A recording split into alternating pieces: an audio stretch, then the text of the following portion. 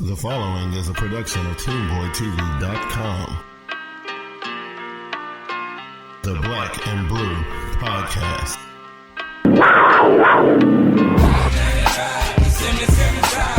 We're rolling hard and we're heading to the house just to get a taste of the Carolina pride. We're rolling, rolling, rolling, rolling. 995, 77 South. We're rolling hard and we're heading to the house just to get a taste of the Carolina pride. We're rolling, rolling, rolling. What's going on, everybody? What's going on? You guys are my favorite people, and today is one of my favorite days of the week. It is Wednesday, which means it's time for the Black and Blue Podcast, man. That's what I'm talking about. Welcome, everybody. Welcome to the Black and Blue Podcast, presented by Domain.com. I'll be your boy, Big Q, you know. So what's going on, man? What's going on with y'all this week? Everybody enjoy their Memorial Day extended weekend. I hope everybody had a good time with that and got a chance to hang out with your family. You show respect to the men and women of the armed forces who make it possible for us to do stuff like the Black and Blue Podcast and all the things that we do on a daily basis, man. I appreciate everything that you guys do. Hey, listen, I have a awesome show for you guys this week. I will be joined by two of my homies, man, Joey Riolano and Anthony Dunn from Chronicles.com. Team C3 will be in the house today.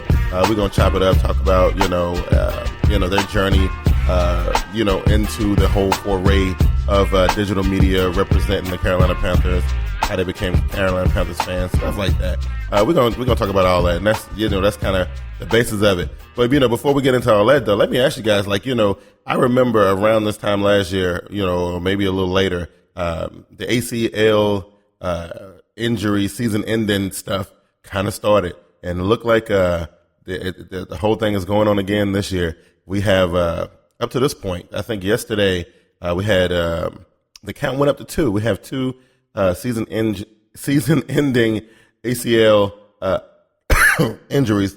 So I don't know, man.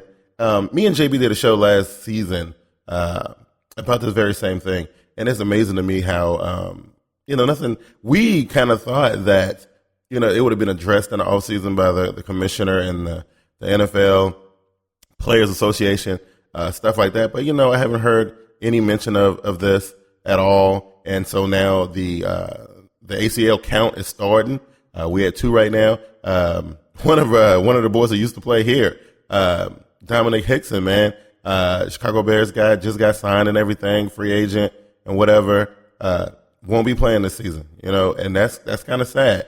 It was joking around on Google Plus, messing around with my homeboy Glass from Get With It Sports, because his hometown Chicago Bears had just signed this guy. I was saying, hey, I hope that it was some kind of 30-day guarantee, or something, so they can get their money back, because that was a waste. You know what I mean?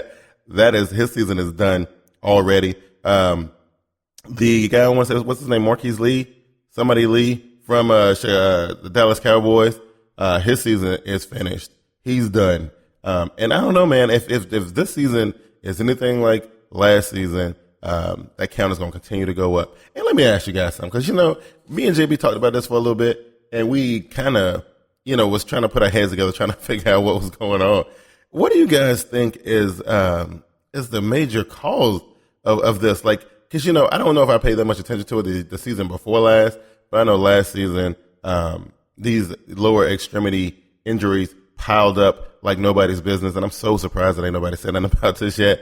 But what you think? But people coming back from the the off season or whatever, are they coming back out of shape, or is it just too warm outside? Is it too hot? Are we dehydrated? I mean, I don't know what the problem is, but I don't know. It had to be somewhere in the ballpark of 17, 18, between 17 and 22. Season-ending lower extremity injuries last season before the football season even started. You know what I mean? So I don't know. I don't know, man. It's kind of crazy. It is very weird. Hey, I want to give a shout out to the good people over at Facebook, man. The 2 Carolina Panthers groups that I currently hang out with, Panthers fans for wait a minute. I mess this up every single week, right? It's Carolina. No. Okay, one of them is. I'm gonna get this right. One of them is Carolina Panthers fans. That's the main one. Carolina Panthers fans. I put up a clipping of the day that they announced the Carolina Panthers as a franchise. The Charlotte Observer front page clipping that they had.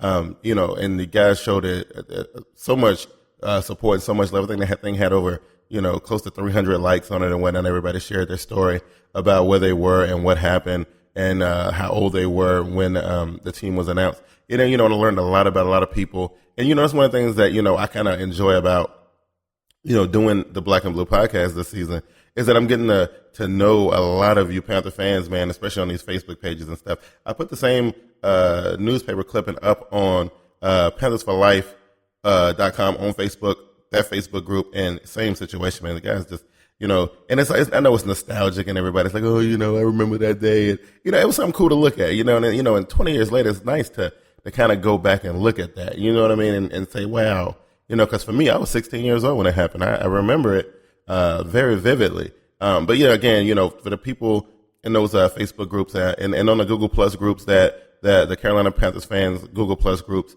that I've been kind of hanging out with, you guys have been showing me and TeamBoydTV and the Black and Blue podcast a whole lot of love, and I want to let you guys know that we definitely, most definitely appreciate it and that kind of thing. I'm trying to think of what else we got on the docket. The YouTube channel. I don't know if it's, because it's that time of year and everybody kind of fiending for football a little bit. I don't know what's going on. Either way, I like it. Maybe it's because we've been doing the Black and Blue podcast. I'm not quite sure. All I know is that all you guys who have went over and checked out TeamBoydTV Turbo on YouTube and subscribed to the channel, I gotta let you guys know I definitely appreciate it. And it's so weird seeing the subscriber count go up that fast. And we're not really there's no new videos on the channel. We've been putting the Black and Blue podcast up there. A TeamBoydTV Raw Report's been going up there. I haven't did anything else. I think I did a little promo video about some stuff. But you guys are still going over there. You guys are still subscribing, and I definitely appreciate it. But you know what? It's going to be worth it because all you guys, I think over the last 30 or 45 days or so, I've seen about a 45, 50 subscriber count.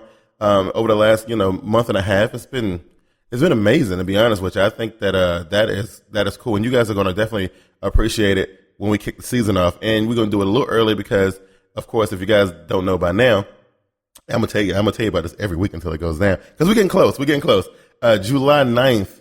It's going to be on a Wednesday, 7:30 p.m. On July 9th will be the season 2 premiere of TeamBoydTV Live. Myself. My co-host, JB Glass from Get With It Sports. We're going to have some other people on the show randomly. We'll invite some people on. If you guys want to be on the show, let me know. You know what I mean? And it's all gravy. We'll make that happen. But yeah, we'll dive into the divisional breakdowns, give everybody their first early look at what's really going on and what to expect this football season. Should be a lot of fun. Like I said plenty of times before, we had so much fun doing it last year. And, and the support you guys showed last year was overwhelming, and it was actually pretty cool. I'm actually still surprised at the amount of people that were checking us out last season. Last summer it was really cool stuff. You know what I mean? And again, I had a chance last week to read you guys' emails on the show. I had a lot of fun doing that. Also got a lot of feedback from people who were watching the show, telling me how much they enjoyed that too. Hey, listen, that's the kind of person I am. That's what we do. So listen, if you guys want to email me, and of course, I get enough of them, I'll read them on the show and that kind of thing. You can email me at blackandbluepodcast@teamboydtv.com with your email, and just write whatever you want to write, man. Ask me questions, tell me stories, whatever the case may be. I just like interacting with you guys, and that's kind of the fun of kind of doing this. You know what I mean? But yeah, send them emails, man, because I had a lot of fun doing that last week. I really did. And I got a couple emails since then, but I'm gonna wait and try to see if I can get a few more. And then maybe we'll do that next week or the week after that or whatever the case may be. But anyway, I'm glad that you guys are hanging with me through this lull in the off season. a lot of teams. We had rookie mini camps. I think it's still a couple of them still going on somewhere out here in the NFL. But in a few weeks or so, we'll be going into mandatory training camp and stuff like that. A lot of stories going on in the NFL, which I really sometimes I get into them on here and sometimes don't. But everything's been kind of hush hush in Panther Nation, which I like. As we was coming off this whole Greg Hardy and his guns and his domestic situation or whatever. I'm kind of glad we passed that. And then we had the whole big super love affair with KB Kelvin Benjamin for a few weeks when he showed up at rookie minicamp. That's kind of died down a little bit, and that's great. Keep everything on the hush. But we got stuff like Andre Johnson still acting a fool up over there in Houston. The whole Cleveland Browns and Johnny trying to put the clamps on Johnny Manziel. It's a story that I got my eyes on and things like that. We'll talk about that on TeamBoydTV Live and things like that. So it's great, what I mean? So, that's pretty much what all I had, as far as announcements and things like that go. Again, the t-shirts are still coming. You can just keep on checking on TeamBoydTV.com, to see what's going on with that. We have put the order in, just waiting on them to come out, you know what I mean? And, of course, as soon as I get one, I'm going to rock one and make a YouTube video about it right off the bat. You guys know that, that's definitely going to happen, But anyway, like I said, I got a good show for y'all guys this week. My boys came, I got together with my boys and we had a little sit down, chopped it up a little bit about the Carolina Panthers and things like that. I think you guys will enjoy it. These dudes are really cool. And they are Panther fans, man. And their story of how they became Panther fans is really interesting, so I think you guys will really, really enjoy that. But before we get into our first break, I want to go and do my first promo real quick. And everybody know that, I'm a big fan of, what's going on the podcast front. I'm kind of just got interested in that about 4 or 5 months ago, and I've been really, really enjoying it. I do a lot of stuff on Spreaker, and Spreaker is just fantastic. I talk about Spreaker all the time, but another one of the repositories for podcasts that everybody like is Stitcher. And you can hear the Black and Blue podcast on Stitcher. Stitcher is radio on demand. Download the free app today. You can listen anytime, anywhere. Stitcher is an award-winning free app that lets you listen to all your favorite shows, plus discover from 20,000 news, entertainment, and sports shows. You can create custom playlists of over 20,000 shows to discover. Rate and review the Black and Blue podcast on Stitcher. Available on iOS, Android, Nook, and iPad. And it's also in over 4 million car dashboards. On demand and on the go. No downloading, no syncing, no wasted memory. Stream your favorite podcast. You don't have Stitcher? Download it free today at Stitcher.com or in the App Store. So, and after, with that being said, we're going to get into our first break, and then we'll get into the interview with the Carolina Cat Chronicles crew, or I like to affectionately call them Team C3. What up, peeps? When you're done listening to our partners at TeamBoydTV and you want to hear more sports talk that is no holds barred, just like at your favorite barbershop, come on over to Get With It Sports, a place where you get your sports with a little swag. Check out our videos on YouTube at Get With It Sports 2, that's the number 2, and watch Glass and Brandon as they give you their best in the NFL, NBA, and MLB sports talk. Also, check out our blog page at getwithitsports.wordpress.com. Thanks, and see you there.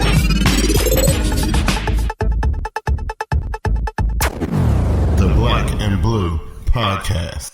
Okay, what's going on, everybody? Hey, listen, I'm here. I got my boys, C3, Carolina Cat Chronicles. This is what the part of the podcast you all guys been waiting on. You guys wanted to see what was going on with my homies, Joey Riolano, Anthony Dunn, Carolina Cat Chronicles. What's going on, fellas? How y'all doing?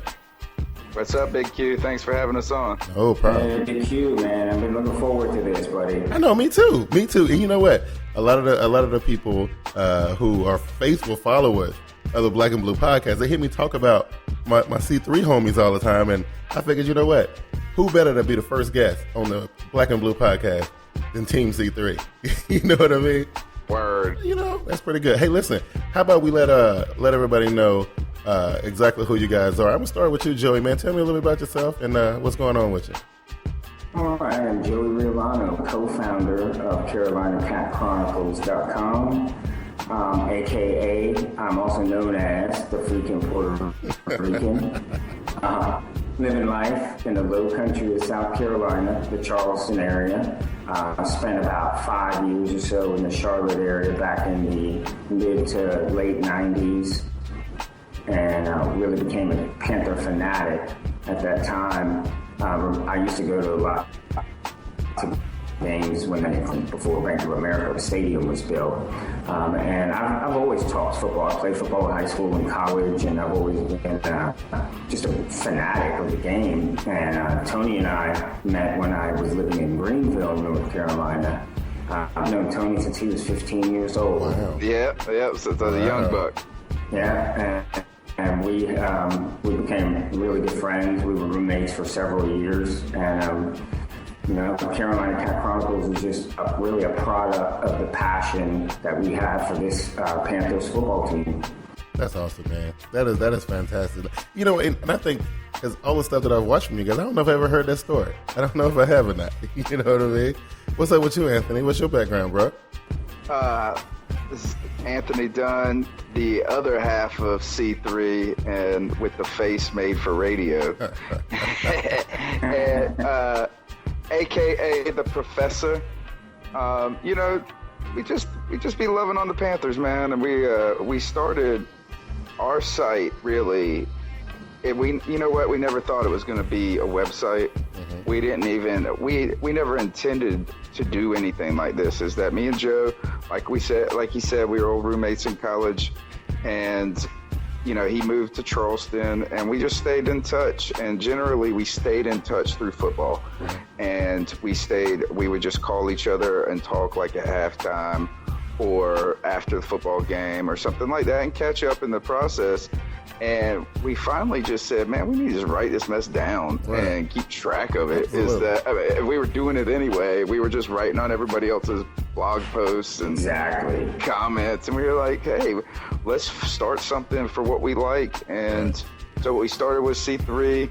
I mean, it's come a long way, man. It started out as me and Joey doing the halftime hangout. Wow. And it was like 10 minutes of us talking about the first half of the football game. That's cool. That is awesome. And we turned it into, now the website's going crazy. We've got like 5 writers for us now. And what we have done, though, Big Q, is we looked at everything that was going on, and we were like, man, we cannot beat Cats at their own game.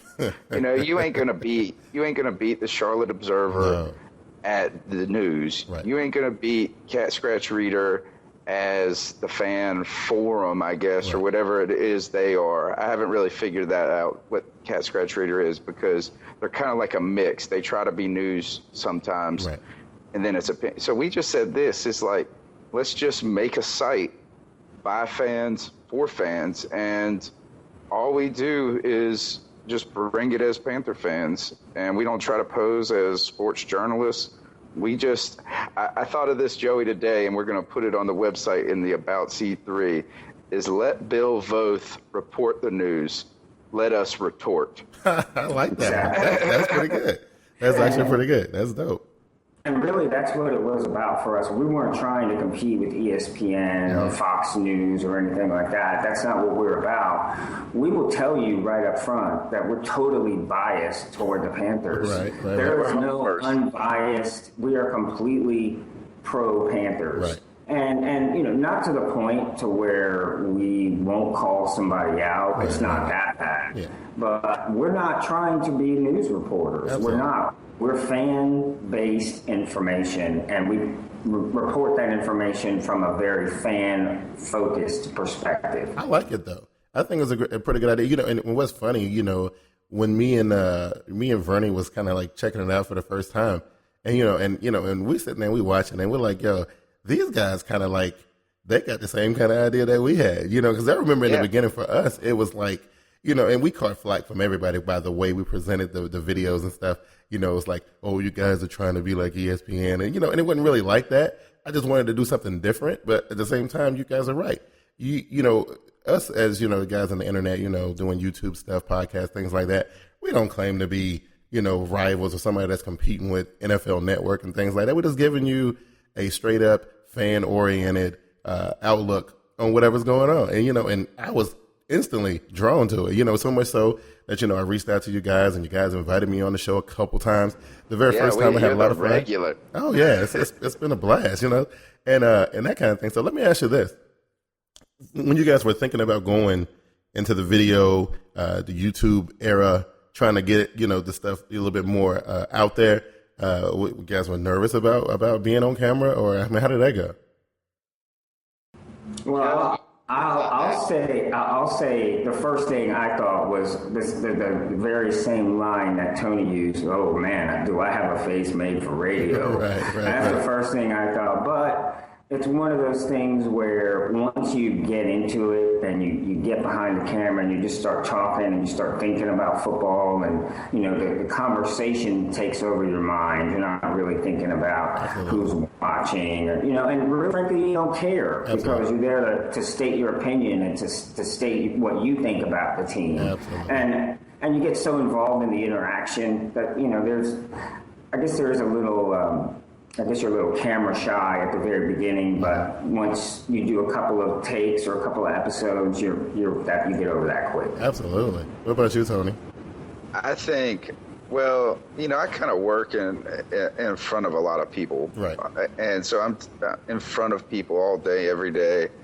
But I will say this is being recorded is something far different than being in a live platform where you're not recorded, where you're, it's not preserved. Right. Because when you go back, you see all your small tendencies and cues and this, and you're always, and you're like, gosh, I work in a very professional atmosphere every day, interacting with people, and I'm generally regarded as a well-spoken person, but damn if I ain't and ahhing like a little crazy girl. Absolutely. Hey, look, dude, I 100% feel, because, in case you guys didn't know, I'm a salesperson. I work in sales. Yeah. And I talk to people every day, all day, and I'm so comfortable doing it. And my customers always tell me how professional I am, and all this kind of stuff. But I'm telling you, the minute I start doing this stuff, and I guess because, I'm thinking about what I want to say before I say it a lot of the times. And, and it gets a little weird, for the most part.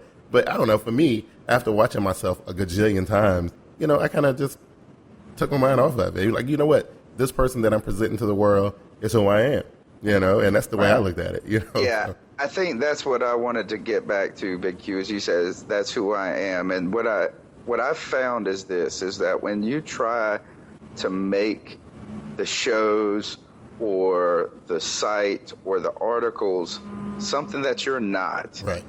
And whether it be trying to make it like ESPN or trying to make it more professional than you really want it to be, or, overly, whatever, is that people see that. And they can feel it. And so what I found is that the best times that we ever do the stuff on camera is really we just are doing what we intended to do. And that's just sitting around going back and forth as buddies talking about football rather than trying to put on a show. But I will say this, I got to give you some big props for this, is I have learned through this small, because we do the stuff like you do live, right? And I would never do it otherwise, because all the editing and the time, just downloading the dang thing takes 45 minutes. Yeah. But it is overwhelming at times when you're changing the cameras, when you're doing the small intros and you're thinking about the next thing. And I generally run a lot of that for us. And I have left the blue box on Joey for a whole hour. Oh my God. It can get so flustering. And when I say, that's why when you just be you, it comes off natural and it usually works better. It usually does. And for us, especially either one of the shows that we do, me and Vernie, we just kind of turn the camera on and people found it so hard to believe in the beginning that we would record that show and we would do it in one take. They were like, oh my God, you guys were so good at that. You had to edit it. No, we just turned the camera on and just did what we normally do. This is the conversation that goes on in the Boyd household that a lot of people don't get to see. And so we finally decided to put it out for the world to see. She is, a woman that really likes football. That's who she is, and, awesome. And I mess with her about it, and she has affinities and loyalties to certain players. And I know if I say certain things about them, she would get upset, it becomes so natural to do that on camera. And the same thing with the fellas, man, Glass and JB. JB was pretty nervous in the beginning. Now Glass had been doing YouTube for a couple years before we all hooked up. But last year was JB's first year, and he was a little nervous in the beginning. But then you start to see the character JB start to come out the further along we got, and he just got comfortable with it. That's just kind of the way we talk all the time. And when people see that, just like when I watch you guys videos, it's like this is just like being there with you guys on any given day. You know what I mean? Like, and I think that's what makes it so beautiful. Well, you guys got some great chemistry at Team Boy TV, and I'm like, you guys complement each other well.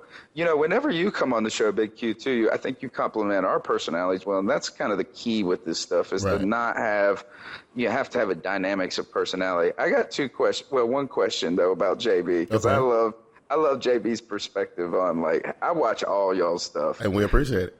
I mean, like, all of it. Like, I caught the Carolina Cat Chronicles reference in one show that was, like, in the last 6 seconds. Oh, okay. And, I mean, like, I listened to the end. Okay, okay. I like it, man. I just dig, I just dig listening to what people say. Right. And you guys always got some fun takes on stuff. All right, but I just want to know this because I love JB. Uh-huh. But is my man... Is he doing his show from a club? Like, what's that purple door in the background? He looks like he's at like a nightclub. Believe it or not. You know how passionate you and Joey and myself and The Voice and a couple other people are about the Panthers? Magnify that by like 5 for him and his Ravens, right? His room, his room at his house. Yeah. The room that you see him in all the time is actually painted purple. See, I mean, it looks like he's at a nightclub. Like at a yeah, he's sitting in. I think he's sitting in front of his closet, but the whole entire room is purple. He got like Ravens fat heads and stuff. Like he got Ravens stuff everywhere. He is. When you talking about a diehard fan, he's a diehard fan. Oh, you can tell my man knows his football. Oh yeah. But yeah, he's and he tried to get creative. He like to wear the glasses and the blazers and the bow ties. Oh, I love it. And that's his thing. You got, like you say, you got to be you. That's absolutely, That's it. Check this out, fellas. If you're looking to build your online presence to gain a larger audience, there's only so much that social media can do for you.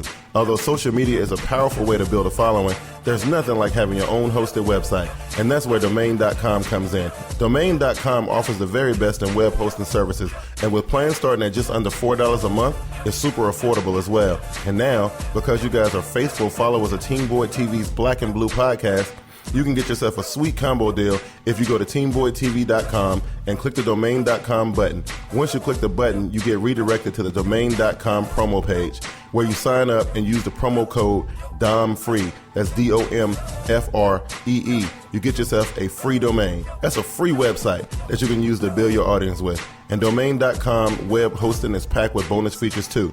Check this out.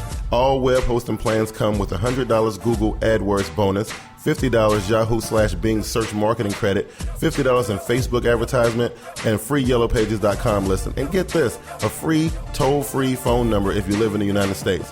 And if you're like me and you know absolutely nothing about website design, Domain.com even has the awesomely easy drag and drop site builder to get you up and running right away. So what are you waiting for? There's no excuse not to get your online presence rolling right now. Remember, go to TeamBoydTV.com, click the Domain.com button, and use the promo code DOMFREE, that's DOMFREE, to get your free domain to use for your website right now. And now, back to our program. The Black and Blue Podcast. So let's go back. Let's go back a little bit. Because I know for me, and I actually just posted a couple days ago. Actually, it was right after I did the last Black and Blue podcast episode, because I was talking about, because somebody had sent me an email asking me, about when did I become a Panthers fan, so on and so forth, right? And then, when I actually went and I found the Charlotte Observer newspaper clipping of the day that they announced the team, and and I was talking about how that was the day that I became a Panthers fan. When they announced it and they said that the team was coming to Charlotte, I was on board. Let me ask you guys, when did it happen? You can go first, Joe. For me, before the existence of the Carolina Panthers, I was a East Coast San Francisco 49er fan. That's because they always won. Right. Well, you know, I played receiver in college, so I was a huge Jerry Rice fan. Dwight Clark before him. And, you know, when I saw Montana and Craig, Brent Jones, and then eventually Ricky Waters. I was a real big Ricky Waters fan. So I was a 49er fan. And when Carolina existed, they were same division as the 49ers initially. Right. So, you know, the Panthers always played them twice, you know, once there and once here, and I would go to the game every year. And just over time, as, you know, living in Charlotte, you get all the Panther games. You start pulling for the Panthers because they're local. And, you know, you still pull the Niners when they're playing the Niners because that's your team. But as as the years go on and you just watch more and more Panther football, you begin to associate with the team. Right. It's local. You see them in commercials. You hear their voice on the radio, interviews. And eventually you just find yourself, I found myself pulling for the Panthers in games against the 49ers. Wow. And, you know, you start to think, okay, what's going on? Am I turning my back on my team? What's going on? And I think it's just you develop an affinity because of your proximity. Absolutely. And that's what it was for me. I would guess the year would be 97, 98. Was that somewhere around here? Oh, that was close to the NFC Championship run? Yes, that was it. It was that year. Yeah, the NFC Championship run. Yeah. What about you, Tony? My story isn't like cool or nothing. It's that I'm young, right? And look, when I graduated high school, man, I was this skater kid that didn't play team sports. When I graduated high school, I weighed 140 pounds, man. I was like a scrawny little punk skater. And when I say that, is that like it was strange, is because now like I just stayed in school for the rest of my life, and now I would teach and stuff. Like so, like all the things I was like against, I embraced later on. But I didn't really follow football until I got out of high school, like right the year after I graduated, or my senior year. And like I was a baseball fan growing up as a kid. That's what I played. I played baseball and I played hockey. And what kind of came into kind of crazy thing is I liked to do a little sports betting when I was young too. But like I guess so. I started following sports when I was, or like professional sports, you know, around that like senior year in high school really closely. And when I graduated, two important things happened. And that is, number one, fantasy football was invented. Yes. And this was before they had computers doing this crap. I worked at this restaurant, and this dude named Chris Rouse, he used to run our fantasy football league and calculate the points in the newspaper the next day. Wow. Like, add the mess up, you know what I'm saying? That's old school. Yeah. And so like I was working at this restaurant, so I started playing fantasy football with that. And then here's the other thing is that Julius Peppers played high school football like a half hour down the road from me. And he played against, now I didn't ever really even see him play football there. I mean, it's like 2 counties over. Right. But this kid that I was real close with, they were from this small town, and this guy named Flap, he still holds the record for punt returns, and he had like 101-yard punt return for like whatever the high school Kinley was. That's and amazing. He lined up against Julius Peppers. He was a senior in high school, and Julius Peppers was a freshman in high school. And he was like, this dude is a beast. And he was saying that like when he was a freshman. So we kind of like, then Julius Peppers went to UNC Chapel Hill, which is like the flagship state. Right. He played basketball. It was like real big. You know, we were, big in northeastern North Carolina. And so I kind of became a Julius Peppers fan, like diehard. And I said this is that, and I said, look, I'm from North Carolina. I'm going to cheer for the Panthers, obviously. But I said, wherever Julius Peppers goes, Right. I'm going to root for that team a little bit. Right. So you're just going to follow Julius Peppers. Yeah, Okay. and not like to the point where I was going to be like JB and paint my room whatever color. Right. But I was going to root for, I root for some players wherever they go, as long as they ain't to the Saints or something. Right. And so then he went to Carolina.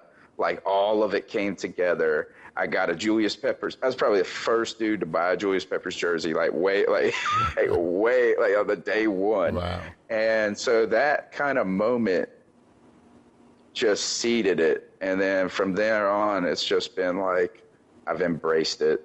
That's that is a way into Panther Nation that I don't think I probably would have expected that. That one is a little different than most people's story. It really is, but that's still pretty cool though. That's actually awesome. After a 1-15 season, then you become the Panther fan. Right. Oh, absolutely. I remember. I forget what season it was, but the Panthers hadn't won a game yet, and we were approaching like week 8 or something like that. And the local radio station guys, and these guys don't even work at the radio station here anymore. But anyway, it was like the hip hop, station or whatever. And one of the DJs was like, "I'm gonna go up on the roof of the building, and I'm gonna stay up here until the Panthers win." And he was actually up there for about. I remember that. I think he was up there for like 4 weeks. I think I want to say about 4 weweeks, and I think they actually only won 2 games that season. But you know what? When I started seeing stuff like that, I was thinking, you know what, because the Panthers came out of the gates pretty strong, and then it just fell off for a minute, and then they kind of had a resurgence, and then then we had the Super Bowl run, and then the Super Bowl run kind of was like the apex, and you saw people recognizing the Carolina Panthers as a real deal team at that particular point, right? Yeah. So around that time, 2003, 2004, how were you guys feeling about the team at that point? Oh, that was the best year. That Super Bowl, I remember watching that Super Bowl. First of all, we can just go ahead and say that's one of the better Super Bowls of our lifetime. Probably was the last really good one. That one and the first Giants-Patriots game were 2 of my favorites. You know what I mean? Yeah. But I'm thinking like this is that like I'm too young to remember when the Cowboys. When did they win those 3, Joey? Didn't they win 3 in the 90s? In the 90s, yeah. It's like the 94, 95, and 97, I want to say. Man, I was, I was probably like 12, and I'm 32 now, but like I'm 12, 13, like in there. I don't really, and I wasn't following football then. But I can just say this is that we can put that Panthers Super Bowl up. Oh, absolutely. As just a great damn game. It don't matter if you like the Panthers or not. Yeah. That second half comeback, it was just all. It was amazing. The first half started out terrible. Right. I remember it like yesterday, which is strange because for following football so much, I have trouble like really remembering like 1997 week 8. Right. But some people are awesome about that. Like, but if I can remember, that game was awesome. But I would say there's one other thing that was really cool about that brought us to the forefront. And thank you, Steve Smith, for all of this, for making Carolina Panthers a real football team. Yes. Is 2 years later when we went to the NFC Championship when we lost to the Seahawks. Right. It was the game before that when we beat the snot out of the Chicago Bears. Mm-hmm. And Steve Smith had like 5 touchdowns or some mess like that. Oh, yeah. Like those 3 years, it was every other year, but we felt like it was about to come around, to be like, here it is. And then we dropped off, and the drop off was so bad that it really weeded out anybody that casually rooted for the Panthers. You're absolutely right. You're right, because it seemed like, the Jaguars and the Panthers were kind of neck and neck coming out of the blocks. Mm-hmm. And then, when the Panthers kind of fell away, the Jaguars were still going pretty strong. And then it just seemed like whenever the Jaguars missed a step, Carolina kind of stepped up, and that kind of thing. But in the beginning, though, they were right. I think in that same year that Carolina went to the NFC Championship game in that second season, I am pretty sure that Jacksonville was in the AFC Championship game, too. Because they had against the Jets that year. Right, yeah. Yeah, because they had Fred Taylor, Jimmy Smith. Oh, yeah. They had some real studs that they built their team around. And then who was that? was that quarterback? He was pretty good for a long time. Yeah, it was Brunel. Yeah. Yeah, Brunel. Yeah, it was good And stuff. but I will say that until we got Cam Newton, Right. the times were so bad. Yes, they were. Yes, And they it were. wasn't that it just didn't look like a professional product. Well, I don't know. I don't know if I could 100% agree. I just know this. I know that as much as people give Jake Delhomme a bad way to go, I've always been a Jake Delhomme supporter, right? Except for the playoff loss to Arizona. That was, there's no excuse for that. But That was the end. Right. That was the end. It was, but check out his story though. Check out Jake Delhomme's story. Who was the quarterback? Was it the black guy? Was it Rodney Peete? Yep. Was it Rodney Peete? Yeah. He goes down, and this young guy comes trotting out of there. Little journeyman. I think Carolina was his second team, right? Didn't he come from New Orleans? He did. Yeah, he came from New Orleans. Europe. And so he come trotting out there looking like the complete opposite of an NFL quarterback, and he came out there and lit it up. And you guys got to admit that season that when he first took the helm as a starter, he made Carolina a force. And I don't care what nobody say. Jake Delhomme and Steve Smith and Musa Muhammad, them dudes lit it up. You know what I mean? And it was after him that things really that the wheels came off the bus. Is that once he had that loss to the Cardinals, right, and he had the 7 turnovers, he was just never going to be the same. Right. He had the shoulder injury and all of that. He was amazing for Carolina. Like he's kind of like Tony Romo in many ways. Just like you're not supposed to be that good. Right. And then when you play that well, then people are judging you like you're Peyton Manning. Yeah. Right. But you have to remember Tony Romo's an undrafted free agent. Right. Like he's already surpassed absolutely. anything. I think he's probably like the most successful undrafted free agent in history. I just think that when we had Clausen, we had that revolving door of what was his name, Matt. Well, it started when when Delhomme went down. I think Testaverde came back and took over for a little bit, and then we had Matt Moore, who was kind of new, and then they drafted Clausen, and it was this whole Moore versus Clausen deal. And and I hate that Carolina had to waste a draft pick on Jimmy Clausen, who was a complete bust. And he still is like interacting with Panthers on Twitter like he is one of the dudes. Yeah, no. I never was. Hate that dude, man. Yeah. Good Lord. I just want to tell Jimmy Clausen to go back to your rich town in California and leave us alone. It was so funny, right? Because I'm trying to think. I want to make sure I got the story correct. Because me and Vernie was sitting there watching the draft that year. And it's not the same year that Tim Tebow came out, right? I think it is, right? I think it's the same year. Oh, when he got drafted? Yeah. Okay. Was it Tim Tebow? Yeah, I think it was Tim Tebow and Jimmy Clausen. But yeah, and I'm sitting there watching, and I was like, please let us get somebody not, because everybody was talking Jimmy Clausen. That's who Carolina's going to pick. That's who Carolina's going to pick. And then they picked Jimmy Clausen, and I was like, oh my God, this is going to be bad. This is going to be. Thank you, Mel Kiper. Yeah, this is going to be rough. You know what I mean? But we survived it. And what came out of that was a beautiful thing in Cam Newton. You know what I mean? So like, I don't know. It's the best thing. Oh, it's the absolutely. best thing. It's bigger than Steve Smith. I don't know if I'm quite ready to put him there. You know what I mean? Because Steve Smith has won playoff games. Steve Smith has played in the Super Bowl. Steve Smith, he done paid his dues. Cam is still on the rise. I got my eyes on him. I'm not really put him in the class with the greats just yet. I'm all in. You are. How you feel about Cam, Joe? Cam, I can honestly say I've never been I've never had a major Division I school that I've been crazy passionate about. Every year I'll pick a team here or there that, maybe is doing well that normally doesn't do well, and I'll follow, but nothing passionately. And I guess it would have been 2011. Was that Cam's year at Auburn? That was. 2010, and he came out. 2010.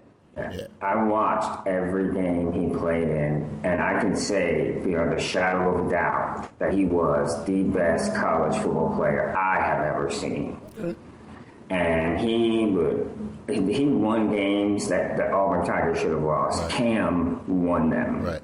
Oh, yeah. Okay. And I'm not one to say one player can take over a game, but he could. Right. He could make a difference. And having said that, I'll be honest and say I wasn't so sure about him coming out as a quarterback that year. I wanted Patrick Peterson. Patrick Peterson. Right. I felt he was the safest, most 100% sure thing. Right.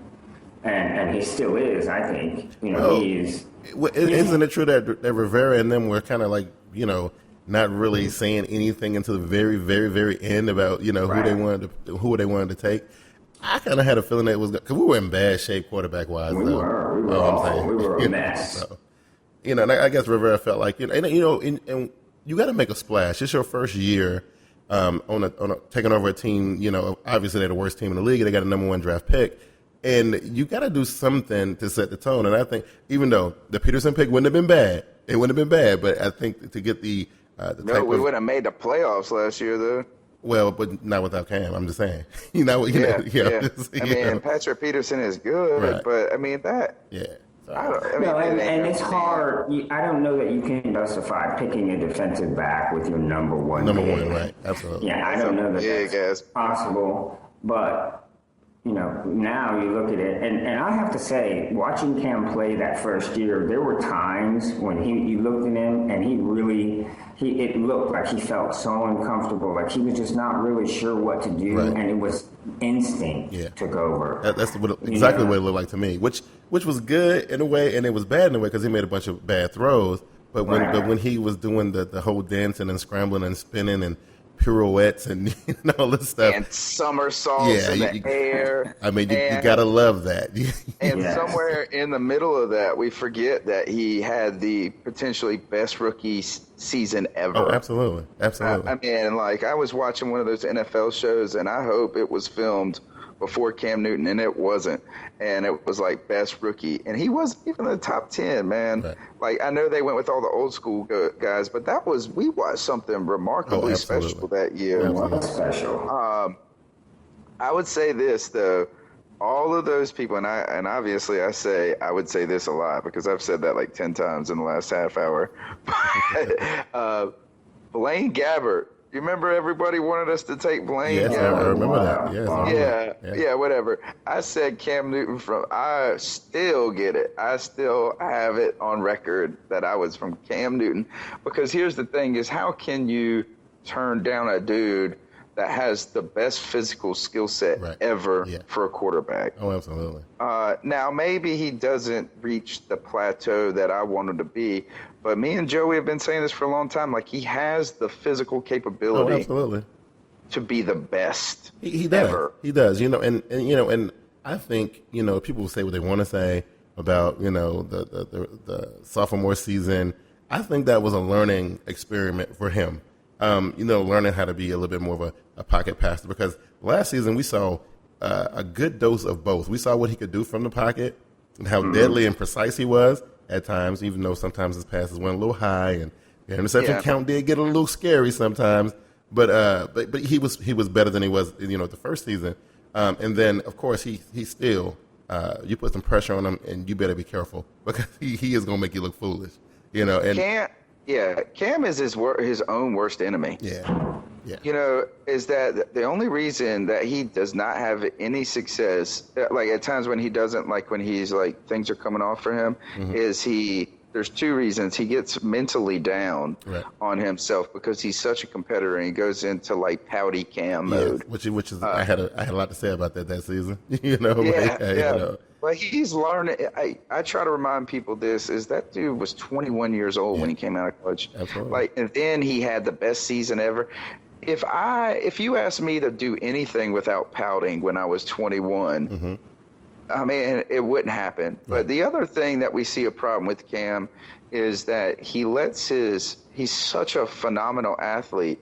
He can overly rely on that. And the reason he doesn't go through his reads faster is because he doesn't think he can get tackled. Right. He doesn't he's like, I got one more second. I got one more second. I will just shrug off these 8 dudes. Right. I will, and so if Cam can just learn how to overcome Cam. Right. I don't know. He will ball out, and they just need to let him throw the damn ball downfield. Yeah. Ted Ginn Jr. Sorry. Yeah, look, and that's the thing. But you know what? I think we will see a little bit more of that. I don't know. I'm excited for this season. I don't want to jump the gun, but I feel like that one, him throwing the ball. I think we're gonna see a lot of that. I think we're gonna see some records get, kind of close to being broken again this year. Me and JB, we talked about it, and it was pretty awesome. He had a really cool outlook on that whole thing. But what up, football fans? You want to stay up on the latest of Team Boyd TV happenings? Like us on our Facebook page at Team Boyd TV on Facebook. You can also follow us on Twitter at Team Boyd TV and at VernieB73. You can also check out our YouTube page at Team Boyd TV Turbo. There's live events, videos, among other things. You can also keep up with the latest happenings, live chats, question and answer sessions on Google Plus at Team Boyd TV. Thank you once again for watching Team Boyd TV. Yo, JB from Team Boyd TV, co-host of Team Boyd TV Live every Wednesday, 7:30 p.m. Eastern Standard Time, where we'll be discussing updates, breakdowns, and just about everything NFL. Hosted by yours truly, Big Q, co-hosted by me, JB, and my boy Glass from Get With It Sports.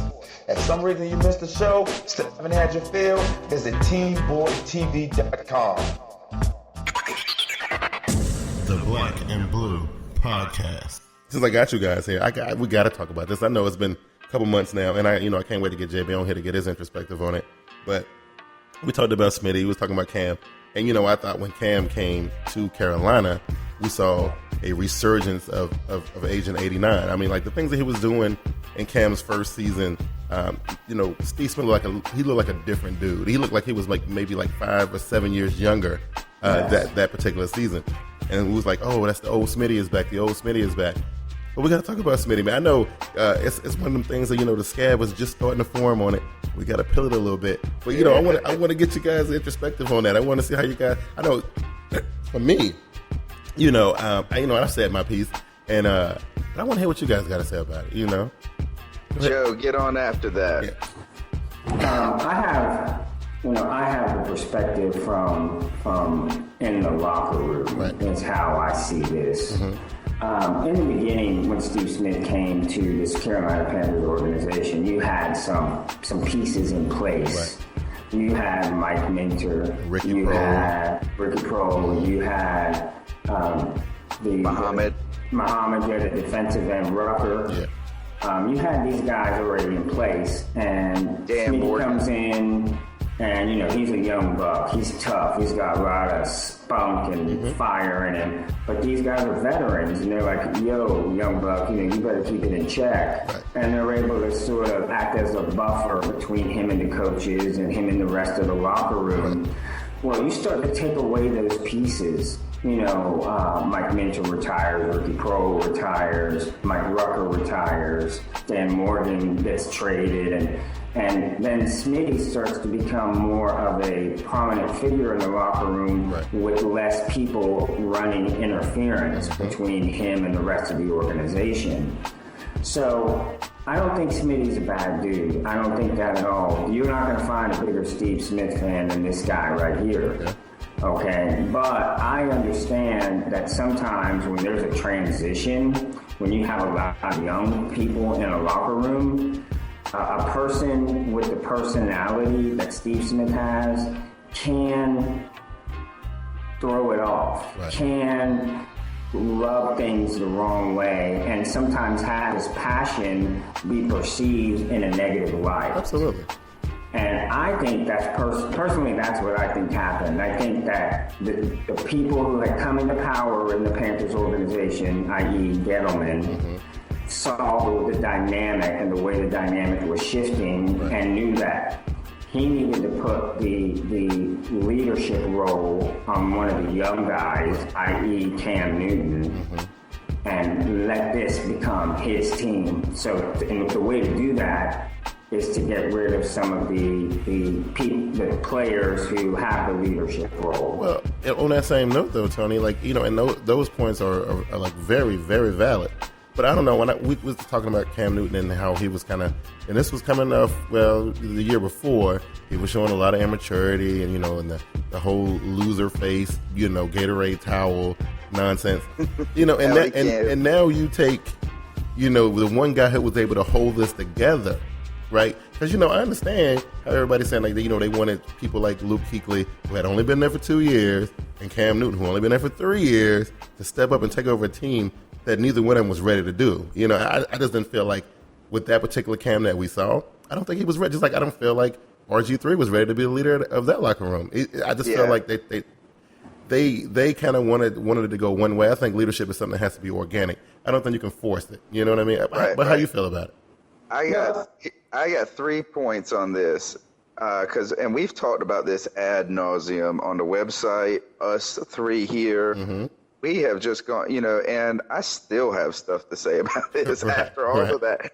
My 3 things I got to say on this is, one, I want to apologize to Steve Smith for those golden years that we ruined of his career by keeping him in Carolina when we could have just traded him to the Colts, and he would have been if he would have played in the Colts in his prime with Peyton Manning, he would have been one of the best receivers ever. I would have had a Super Bowl or 2 by now. Oh yeah. So I just want to apologize for limiting his career while he was in Carolina. Right. Number 2, I want to apologize for sending him out the door in one of the ugliest, just weird, unbelievable moments in an organization that's supposed to not be like that. And not that I felt like we owe him anything. I just thought it was like the most poorly handled thing. Well, I believe the organization does owe him something, though.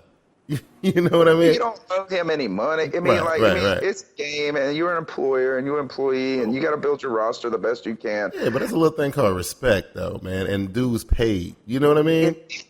I thought it was fake at first. Like, I thought, like, everybody was making it up. I was like, man, you ain't going to cut Steve Smith. Right. You didn't save any money. Right. You know, like, it really did not save us, if anything, but like $500,000 against the cap, or $1 million maybe. And he's not out of gas entirely. No. He ain't got a full tank, but he is not out of gas. But so we've been writing on this on the website, and we've been doing some stuff where I've been breaking down like who we got at the receiver position, because Carolina fans are losing it. They're like nervous, breaking down, because they're like, who do we have? These guys don't got no catches and stuff like this. So I started going back, and I wanted to find out who Jericho Cotchery was, who Jason Avant is. And as I dug into this more, Big Q, Joey's argument does have, it seems to be valid through circumstantial evidence. Oh yeah. No, I wasn't denying it. I thought it was very valid. I was just, you know, I'm kind of emotional when it comes to that kind of thing, though. You know what I mean? Yeah. So, you know, when I hear stuff like that, I just be like, oh, that is just crazy. Really? Is that what we're doing? You know? And that is a sense of loyalty, Q, and that's what you're calling into question on behalf of the Panthers. And I agree. I think that they did owe Steve Smith something.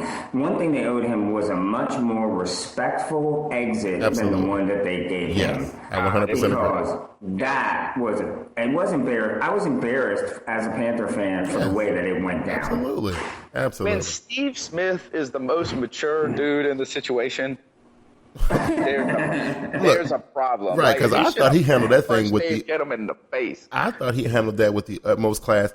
Had there been anybody else, these little divas, Dez Bryant, or any of these kind of guys, we saw what my man's name is in Houston, how he's been talking out of turn. He all out of pocket. Andre Johnson, he's all out of pocket. You know, and Steve Smith did none of that. You know what I mean? If it was Steve Smith of 5 years ago, he would have like literally beat Gettleman up. I'm trying to tell you. Him and Ken Lucas at the same time. Right. And so this is where I think where Joey's kind of idea about this locker room dynamic. And I don't know about the organic part, and I think that's an excellent point by you, Hugh, is that leadership has to be earned. You can't force it on people. Right. But what I would say is that Cam looked last year to demonstrate that he had turned a corner. I would agree with that. He was starting to. He did not seem alive. He seemed a leader out there. Right. He seemed calm. When they went into tough situations, that dude looked like he was focused and zeroed in. His face looked right. what I think, though, with Steve Smith is I don't think he was a problem in the locker room. I just don't think he's very good at helping guys become leaders. Okay. Or, yeah. Is Cam ever really going to be, I just wonder what the huddle would be like sometimes if Cam doesn't get rid of the ball. Like, is he like, why are you always throwing it high? Right. And the idea that we never had another receiver on the lineup ever become something. Right. You just wonder if he called Dwayne Jarrett stupid all the time. He probably did, more than likely. He should have, because he was dumb and dirt. Right. So check this out. Oh, no, go ahead. You had something?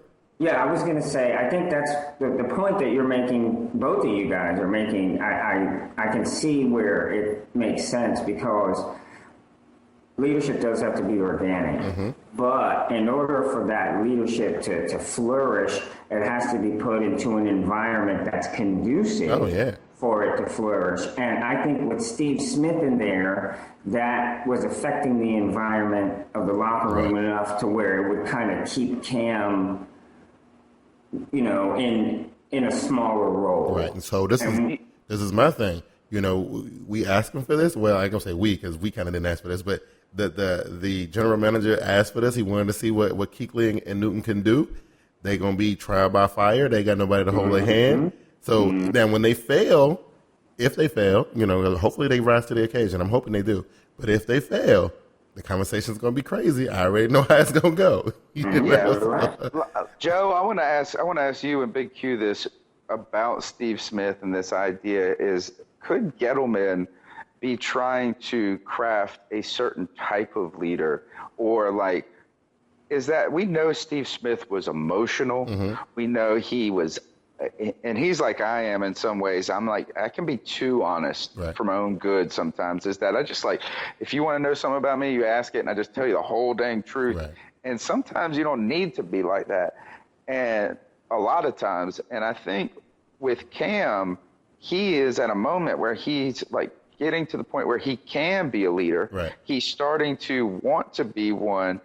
But I feel like you want to have some role models around him that present the type of leader you want for your organization, rather than Steve Smith. And not that we don't like him or anything like that, is that imagine if Steve Smith was a quarterback and the press conference afterwards, if you would have cast a damn ball up there. Right. But you know what? You got a hell of a point right there, because I'm just thinking about Gettleman and what he did with Eli Manning. Right now, let's talk about Eli Manning for a minute. Eli Manning comes to the New York Giants via all that nonsense they were doing in the draft that year, right? Mm-hmm. And his first couple seasons there, he seemed like, for a really, really smart guy who come from a football family, it almost to me seemed like, the guy we saw at Ole Miss was definitely not the guy in New York, right? It was just, he looked completely different. And, he couldn't get the mechanics down. He couldn't get the footwork down. His throws were all over the places. He looked very, very bad. Dave Gettleman steps in, I don't know if it was, because of course he was there when they drafted him. So 2 years later, Gettleman comes in, and the Eli Manning that he forged out of that is a 2-time Super Bowl winning quarterback who had, we look at Eli Manning, you don't think of him as a fiery leader in the huddle. He got the job done, though. So, you may be right. You may be right. Yeah, we'll find out. We will find out. Oh, absolutely. Well, I think that sometimes you just have to, I think that you got to worry, and maybe this is what Eli Manning's problem is now, is that he had some leaders on his team. Oh, absolutely. That could take some of the pressure off of him to be a leader. So he could just be the quarterback. Right. Is that, maybe Steve Smith, and I hate saying this because I don't think we're better without him. I think if we had Steve Smith on our roster this year with the guys that we brought in, I believe that too. We would be in good shape. I don't think we got better, but I just wonder if it's clearing obstacles out of the way for, Cam can't be the leader of the offense when Steve Smith is there. He's like, I've been here. I've been to the Super Bowl. And maybe he doesn't say those things. Yeah, but it's kind of floating around in the air. Yeah, I feel where you're coming from. I do.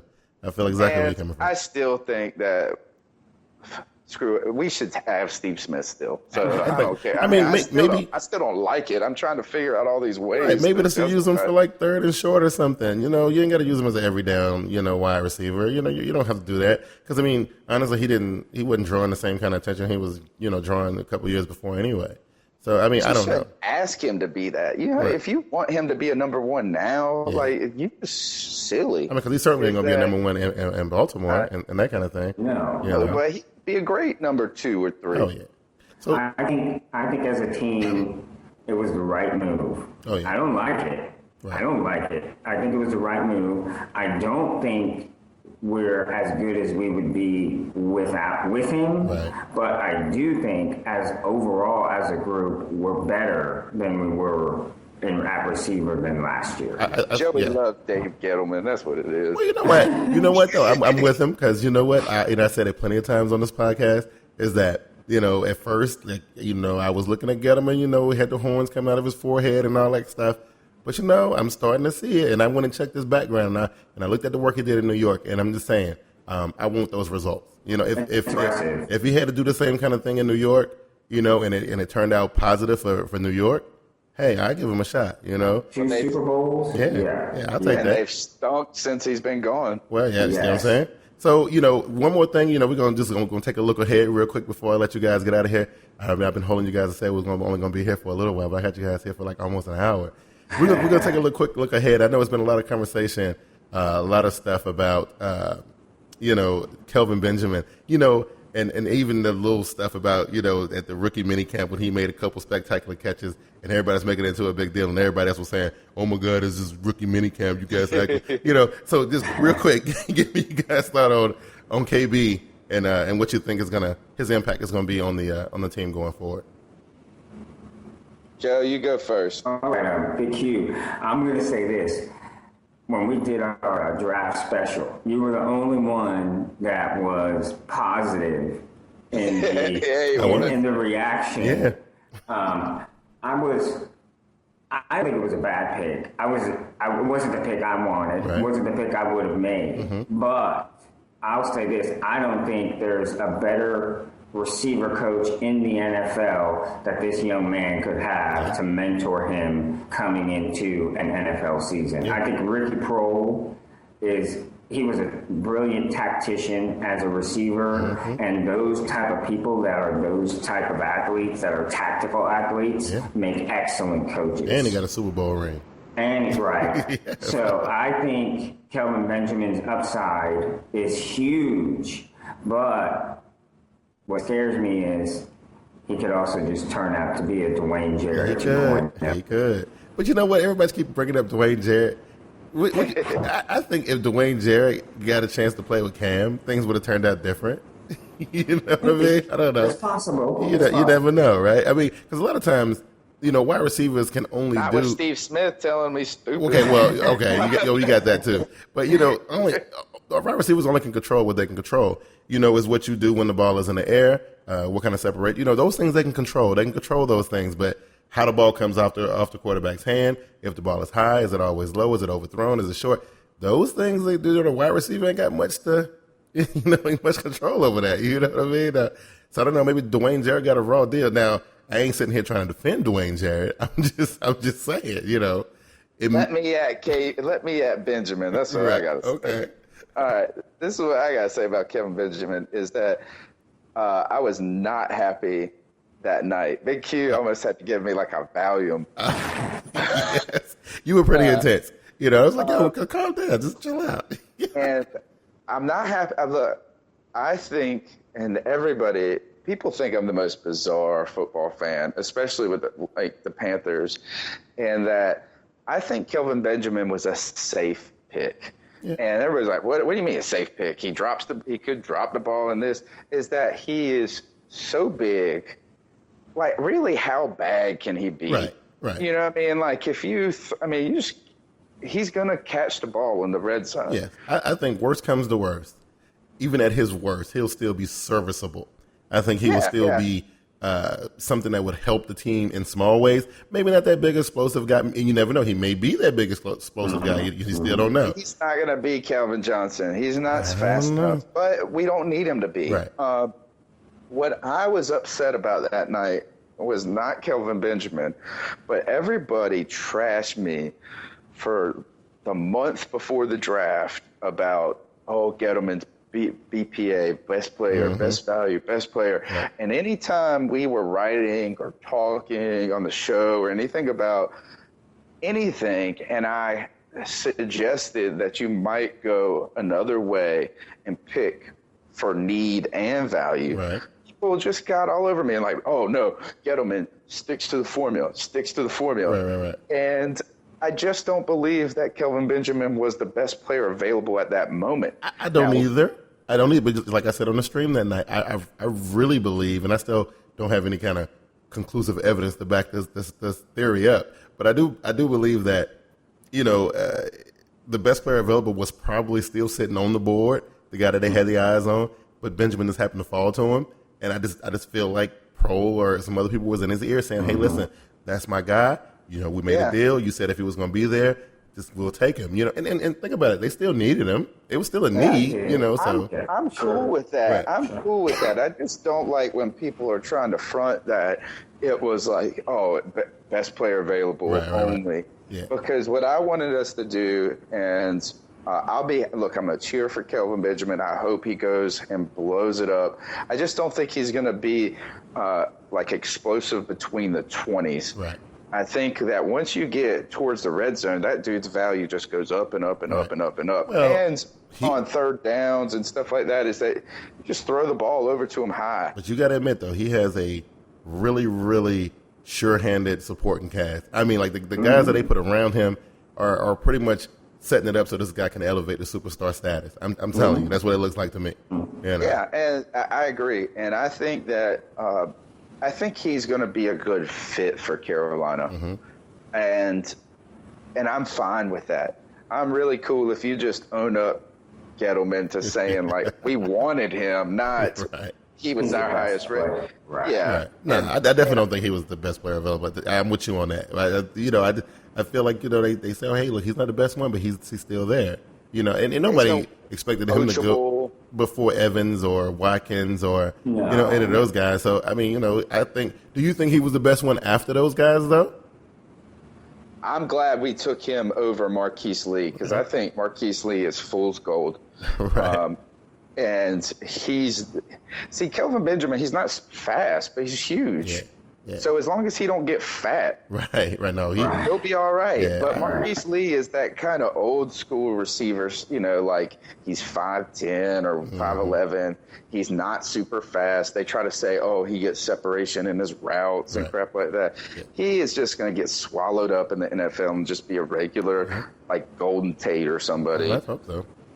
But Joe, what do you think about that? Do you think he was the best receiver left? I think he was one of them. I don't know if he was the best. I really like Robinson from Penn State. I don't know about taking Robinson in the first round, but I really do like what Robinson has as a total receiver. Height and speed and strength. You factor all those things together, I like. But I do think Kelvin Benjamin has the biggest upside of all the receivers because of how big he is. Right. Oh, yeah. Well, listen, I want to thank you guys for having this little sit down with me, man, and giving me a chance to do this interview. This has been good. You guys are my first interview, which is awesome. I think it's dope. We had fun, obviously. Because you know what? Because we went longer than we thought it was going to go. Hey, listen, before we get out of here, I want you guys to put yourselves over and let everybody know how they can consume some of this awesome C3 media that you guys got out there. All right. Well, if you want the fan-focused perspective on the Carolina Panthers, you check out CarolinaCatChronicles.com.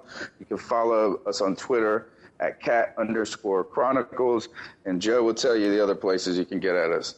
You can look us up on Facebook at Cat Chronicles, Facebook.com. And you can look, Google Plus, it's Carolina Cat Chronicles. And look at me on Twitter, it's at Joe Riolano, and I'm, retweeting anything C3 puts out, putting some twists on my own twists on some of the things, And to Q, I want to thank you for having us on, man. We really have enjoyed it. It's been a lot of fun. It's been a pleasure. And listen, on behalf of the rest of the Team Boy TV crew, Vernon B, JB, Glass, hey, listen, we thank you guys for coming through here and blessing the Black and Blue podcast with your presence. It's been awesome, man. We got to do this again. We're big listeners too, hey, so we were super excited. Right, I can't wait to get you guys on Team Boy TV Live. That's going to be awesome. I think I'm going to have you guys on when we do the NFC South and see the biases really come out. That would be dope. You know what I mean? You know that. Okay. Well, look, that is my boys, Team C3, Carolina Cat Chronicles, and they've been hooking us up by gracing us with an interview on the Black and Blue podcast. The Black and Blue podcast. Hey, I want to thank you guys once again for checking out the Black and Blue podcast. And again, I want to give a shout out to my boys, Anthony Dunn and Joey Riolano, stepping through and giving me that cool interview. Hey, listen, man, we got a little over a month to go. I think we got like 6 weeks before the season 2 premiere of Team Boy TV Live. It's going to be on Wednesday night, 7:30 p.m. on July 9th. And remember, you have to go to TeamBoydTV.com to be able to check it out and that kind of thing. So it should be good. We're going to have a lot of fun. We're going to bring back the same kind of style we had last year. And just like always, man, you can follow me on Twitter. Check out the Google Plus page. Head over to Team Boy TV Turbo on YouTube. Hit that subscribe button. And I'll see you guys next week. I'm your boy, Big Q. This is the Black and Blue podcast. I'm out. Peace.